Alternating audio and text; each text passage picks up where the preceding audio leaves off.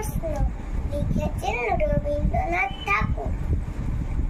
মাগো আমায় ছুটি দিতে বল, সকাল থেকে পড়েছি যে মেলা। এখন আমি তোমার ঘরে বসে করবো শুধু পোড়া পোড়া খেলা। তুমি বলছো দুপুর এখন যাবে, না হয় যেন সত্যি হলো তাই। একদিনও কি দুপুর বেলা হলে বিকেল হলো মনে করতে নাই? আমি তো বেশ ভাবতে পারি না। সূর্যি ডুবে গেছে মাঠের শেষে, বাঘটি বুড়ি চুবড়ি ভরে নিয়ে শাঁখ তুলেছে পুকুর ধারে এসে। আধার হলো মাদার কাছে, কালি হয়ে এলো দিঘির জল।